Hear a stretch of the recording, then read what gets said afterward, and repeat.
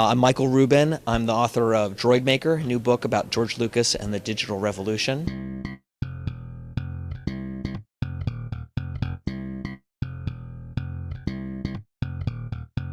Droid Maker is the story of this revolution in independence, really, that began with these guys wanting to get out of the Hollywood system because they didn't like it, and ends with you podcasting here at Macworld, where we can go look at Soundtrack and Final Cut Pro. I mean, that's the arc. In the late 60s and early 70s, it was a dream of people like George Lucas and Francis Coppola that kids, that anybody could get a computer and could edit their own movie on it, that they could get a camera, an HD camera. HD, by the way, pioneered by the work of Francis Coppola and moved forward by Lucas also. That we have HD is because of these guys in many ways. But the editing system, they dreamed about it. George himself is an editor. He was passionate about this tool being in existence. There was nothing like it. And in the early 80s, he hired computer scientists and they built an edit droid. And if you sit in front of an edit droid, which I did, it's like sitting in front of Final Cut Pro 25 years later.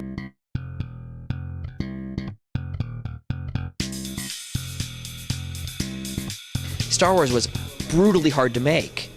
It was so hard to make, in fact, that it really was the final straw to sort of push them into this world of we need to invent new ways to do this. This was hard. Making special effects is hard. Droid Maker really goes in. It gives you the flavor of what Lucasfilm was like, what not only George is like and Francis, but the people who worked around them and what their directives were, what they had to, what obstacles they had and what they had to invent. We know that Pixar was invented at Lucasfilm. It was a device. It made computer graphics possible. It was a hardware device you plugged into your Sun workstation. It was called the Pixar 2D frame buffer. This is the device that Steve Jobs bought. This was the company that Steve Jobs bought and left alone to do their own thing, and they became an animation powerhouse. But that is a story in the book. That is how that came to be. How did George Lucas, how did a filmmaker come to hire all these computer scientists? High-end computer graphics, special effects, computer animation, digital audio workstations, nonlinear editing. In just a few short years, a lot of stuff came out of that. I love independent spirits, and that's what this stuff makes possible. And I don't separate podcasts from movie making, from book making.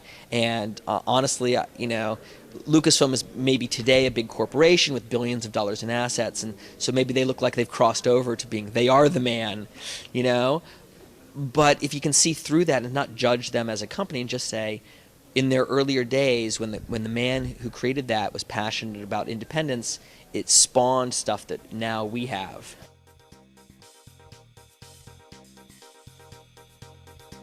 These are guys you wouldn't normally ever know or care about, but because of their sort of personal visions, we have all this stuff.